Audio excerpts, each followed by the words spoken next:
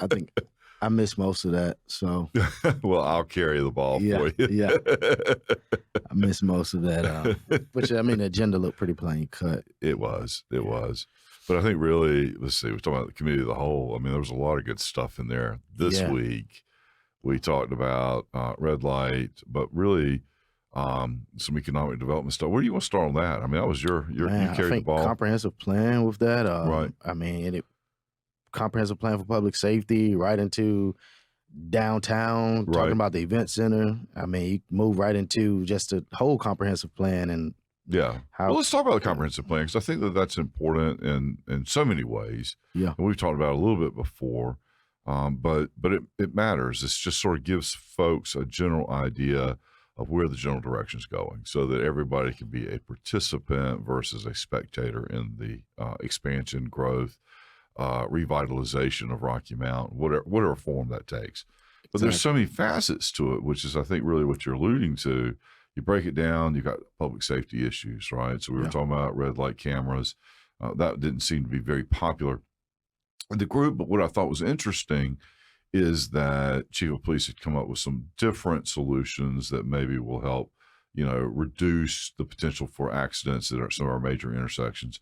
Because we've got a terrible problem, folks, just running red light. I almost got hit again yesterday. Wow. At Gray Street when I crossed over. So normally when I have the problem, it's the first lane, but this is the second lane. Then I got behind a truck today at kind of that 5 Points area of Sunset where Buck Leonard meets Sunset, meets 64. And I watched a truck just run through a red light. I mean, with 18-wheeler, just ran right on through it. And I was like, wow. Yeah.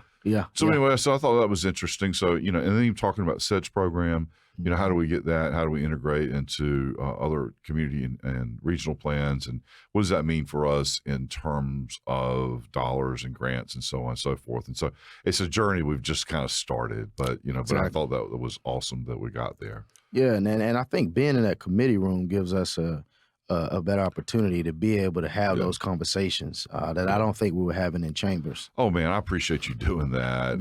I mean, really and truly, because you're right. When I'm looking at you, I'm feeding off of you versus when we're on a straight line, it's hard for me to see your body language. It's hard for me to read your tone.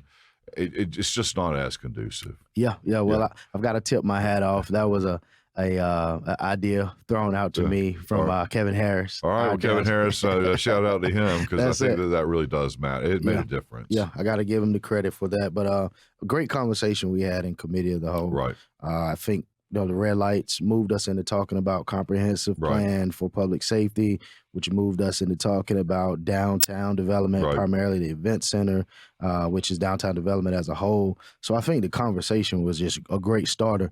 I'm looking forward to these next few months that I have to serve as mayor pro tem to carry those things out, to try to get to a overall comprehensive plan so that we can all be speaking one voice and one sound. Yeah, no, I love that. And I think you're absolutely right. But let's talk about the event center. So we had that little, plan where we're anticipating $1.5 million, I believe it is, in gross revenue. If I'm working off memory, so somebody's going to fact check me. I know, and I'll get an email on this, but I believe it's 1.5 million anticipated, with roughly a $12 million impact economically to the area.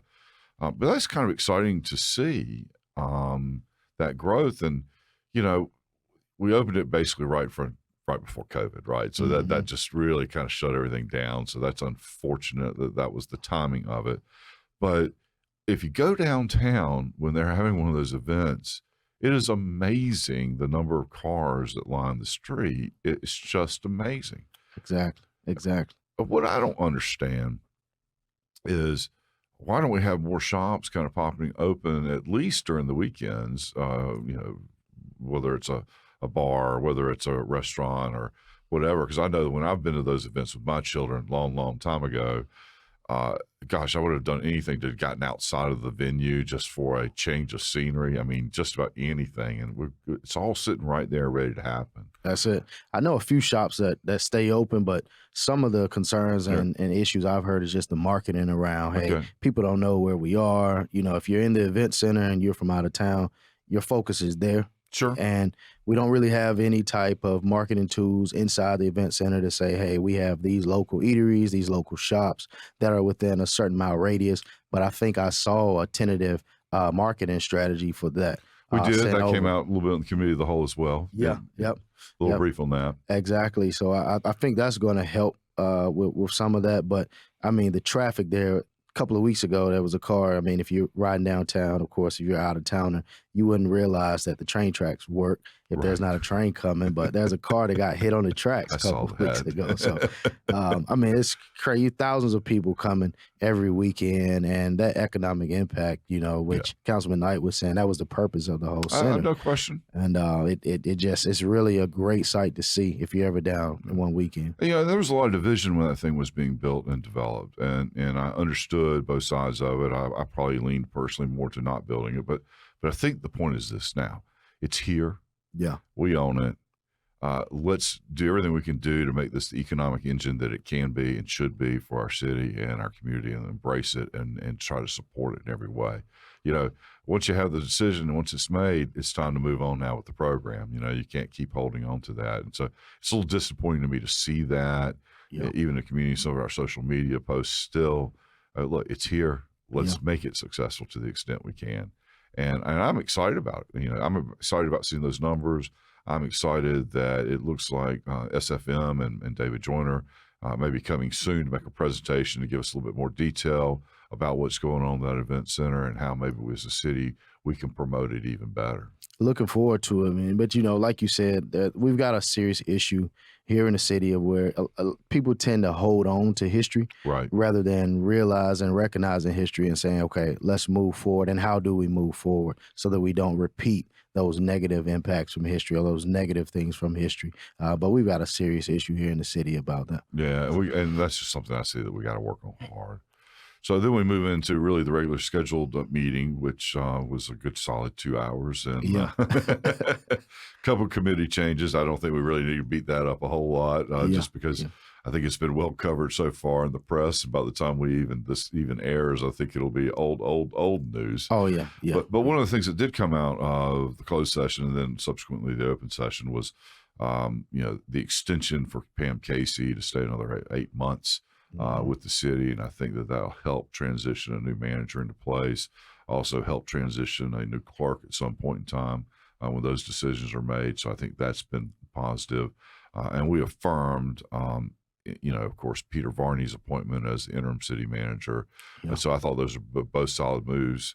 I know that doesn't sound very exciting, but, just to ink that, get it done, I think it was a good thing. Yeah, well, I mean, it's great for succession. When you don't have a true succession plan in place, you've got to do what's best in transition. And those two moves seem to be pretty solid for us to have two individuals that have been around the department, that are well known in the city, have worked here, they understand the ins and out. You have them to help you with that transition. And even more, I'm excited about what's to come in the future within another manager and clerk. But, it's a great transitional plan, I think, for right now. I think so, too. And flipping back a little bit to the committee of the whole, of course, it was also part of the regular scheduled meeting.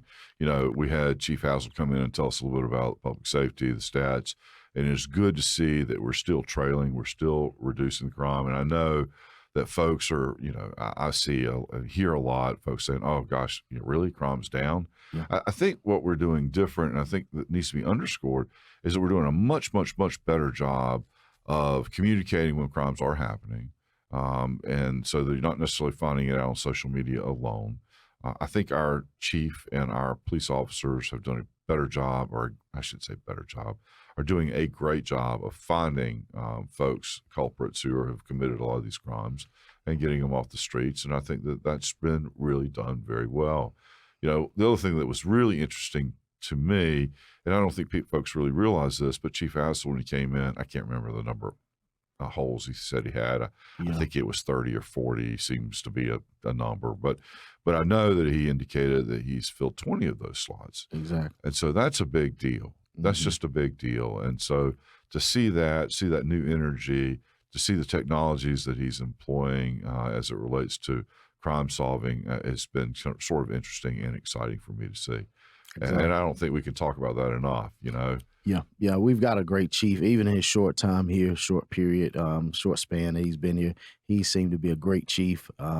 Very relatable, Right. community oriented, and the staff seems to, this everybody may have their opinions, and everybody's not going to like you if you're a great leader. But as far as the morale of the department, it seems that people don't mind being police officers here. And we've got a great agency. We've got a great agency. I believe it was Councilman Blackwell that said they're doing a great job, to your point, of making sure that they are at least following up on some of the crimes. And I think the issue is people want crime to cease or be eliminated. And, as long as you have people, you're going to have crime. So the only way we're going to stop crime completely is just eradicating all the people. And you can't. And there is a correlation between poverty, too. There's a correlation between income and crime. And I think that's often overlooked too. I mean, first of all, I do. Everybody wants it to stop, right? Yeah. It just needs to stop. Yeah. Period. That's it. But the truth is, they're called public safety officers for a reason. Yeah. But we need to also be thinking about economic development. We need to also talk about how do you do jobs training? How do you get people engaged? Whether it's entrepreneurial pursuits, whether it's just a good job, creating good jobs. Because I think that also puts an easing a little bit on the pressures that might be some of the generators of some crimes. Now, violent crimes, I think, are just completely different. I mean, I don't know that that's the same. I'm talking about vandalism and stealing and thefts and things of that nature. But I think we need to also, as part of a comprehensive plan, understand what those challenges are and where they exist, and how we as a city or how we as a community can decide that we can make changes there. And I think that's important. Exactly. And looking into that comprehensive plan, I'm really excited to see how we as a council can have conversations around it to get it done, but also how we can have community input from citizens to be able to say, hey, these are some of our concerns. These are some of the things we wish to see, wish to have. It's what we want our city to look like, and we make it happen. Right. The other thing that I think came out of the two meetings was that we're doing a much better job and quicker job, I think, of dealing with Freedom of Information Act requests in terms of emails and whatnot. And I think that's great. I mean, wherever there's an absence of information, in my experiences, people make up stuff. Exactly. I mean, literally make stuff up, and then it becomes believable and it becomes part of a conspiracy. And to the extent that we can push information out faster and better, I think we get a better outcome. And so I'm just excited to see that really beginning to happen. That's it. It eliminates that opportunity for people to make assumptions, and it creates an opportunity for people to either say they believe what they see or not, So that's it. When we can create that opportunity for people to believe over assuming, I think we're done our job as far as the market. At some point, that's all you can do, right? That's it. You got to make up your own mind, your own decisions as it relates to whatever. Exactly.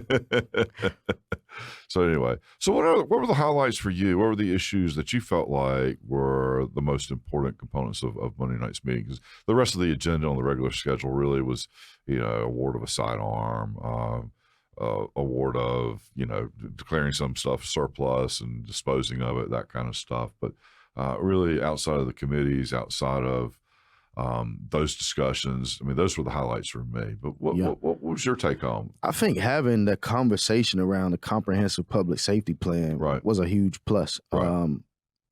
My 3 years, I don't recall a time where we've had some in-depth conversation around it in order to find a solution to solve a problem. Right. And that conversation was huge to be able to, rather it was perceived to be that way, however we got there. I was just glad we got to that point. So I'm looking forward to more of that in Committee of the Holes, and also looking at how we were able to even bring in the event center in downtown development for our quarter financial report. Right. Just seeing how that conversation it moves people to start having conversations around solutions. Right. Right. Oh, no question about it. So, that's awesome. I think the other thing we talked about maybe was insurance self-funded plan. It looked like it was in pretty good shape. We had some abnormal increase in utilization for folks who don't understand self-insured. I mean, I'm not sure it's worth it. Long story short, our fund looks good. Yeah. We're in good shape. It looks like we're going to be able to add some benefits to the city without a whole lot of expenditure increase. But that's still a process in motion. So that was the other thing that was sort of a take home for me. It was good news to hear, Sure. knowing that we have one of the better plans, for our employees. That's always great news for employees to hear as well. It makes them feel safe and secure in their jobs. And when we're looking to recruit new talent, I mean, that's a huge plus as far as benefits are concerned. People that are looking to work in local municipalities or just looking for jobs in general, they're looking for those benefits and they're looking for great benefit packages. Right.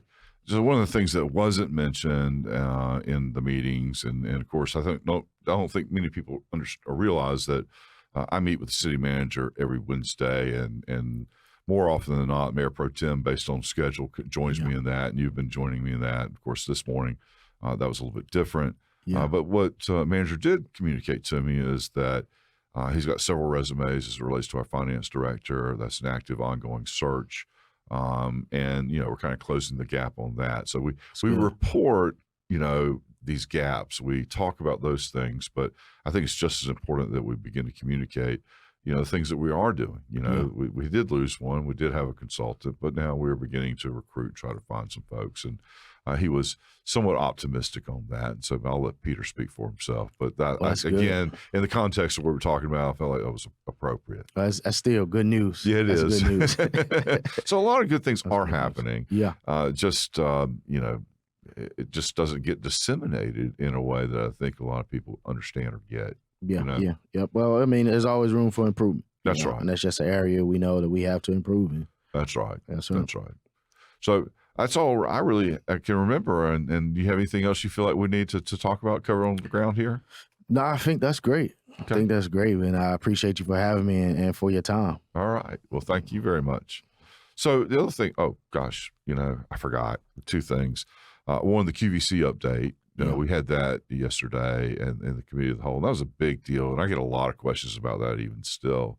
Yeah. But obviously, we had the WARN Act notice. The job was done. But I don't think folks realize that the City of Rocky Mount Fire Department actually were the lead agency in that fire for most of the event until finally the investigation when ATF came in and took control. But what was it? 5 million gallons of water were used in the first, 24 hours of the fire to try to put it out. That was just something that was amazing the statistic to see. Yeah. And we were able to save, or where the firewalls were, our fire department, along with 20 others, were able to contain the fire and save those components to the structure. So I thought that was interesting. Yeah, major catastrophe. I think they talked about it was $81 million that the county will lose in utility revenue. Yes.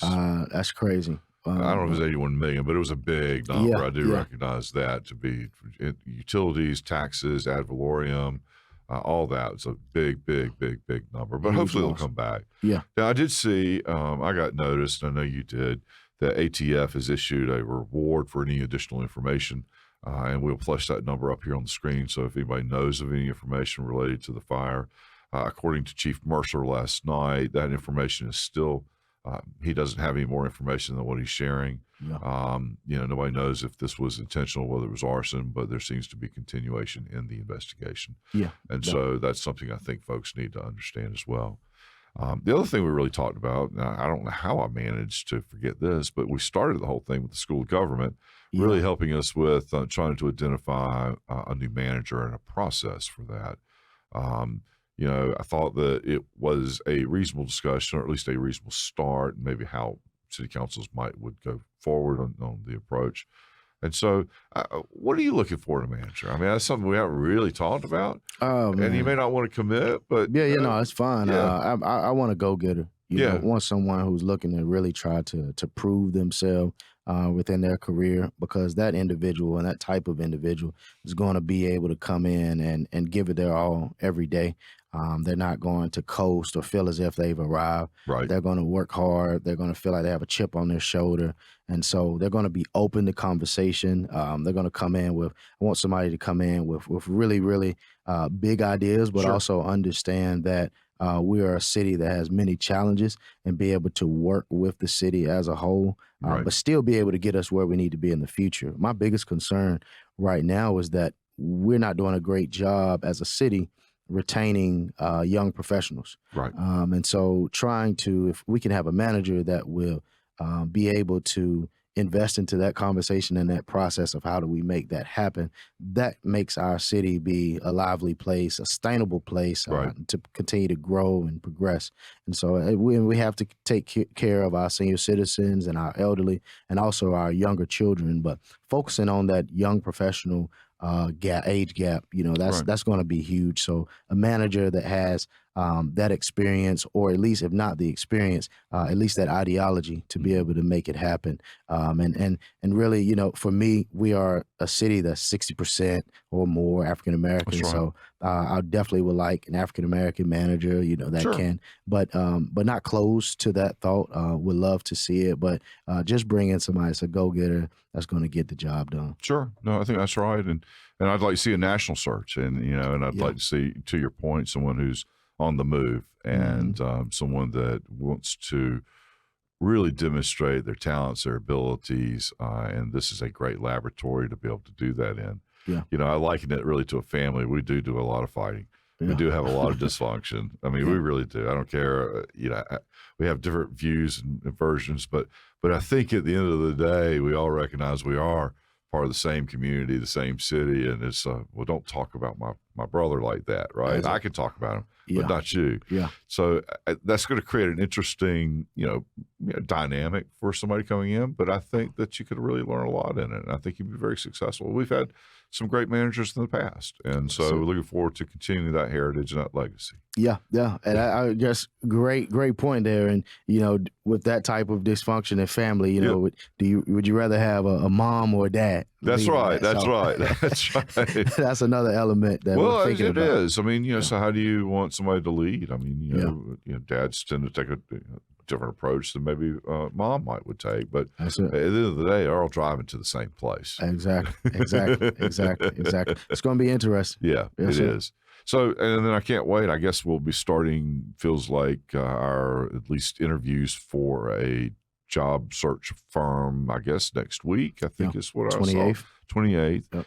And so, that'll be good. We'll get off the races going. What they were sharing, they being the School of Government, was that they would anticipate that such a search might take 6 months. 4 to 6 months would be sort of the average. It could be plus or minus something that, probably more like plus, to really be able to get the right candidates, to get them screened down, to be able to have interviews.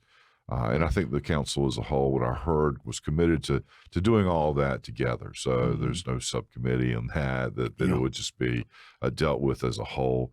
And I think it's also important, and I think this is something that we need to really, really beat home, is that, this notion of transparency is absolutely appropriate, but that at least initially there may be a number of managers out there that be reticent to submitting their resume if they know their name's going to be published before they're in the final selection process. And I really get that. The other thing that I think is something we just need to be wary of is that we don't necessarily need to make this a spectator sport where I'm pulling for my manager, my candidate. This is not America's got the most talent, or who's got the most talent, or that kind of competition. So I think there's going to be some need to keep this somewhat under veil for a period of time until we can start releasing names, until we can start, perhaps publishing some of these interviews. But I can just hear the potential for, conspiracy kinds of conversations, but there's some real practical reasons that we will need to maintain at least some of this in confidence for a short period of time. And so again, just really want to beat that home for folks, because it's not we're trying to hide anything. There's no sleight of hand going on. Everything will be as transparent as we can make it, because that's an important thing to do. But at the same time, and I think you can appreciate that, if you're applying for a job, you don't want your current boss to know you're looking somewhere else. That's it. And hopefully we can have some great community, input about what the community would like to see as well. Sure, and I believe that we're committed to doing that. I think that there's going to be, I don't still look at form of public hearings or whatnot, but I think that's important, because at the end of the day, it's buy-in from all of us. That's it. It's going to be an exciting time. Yeah. Well, TJ, I want to thank you so much for coming. Thank you for all that you're doing for the city, and really appreciate your insight here. Likewise. Thank you. Thank you for your time.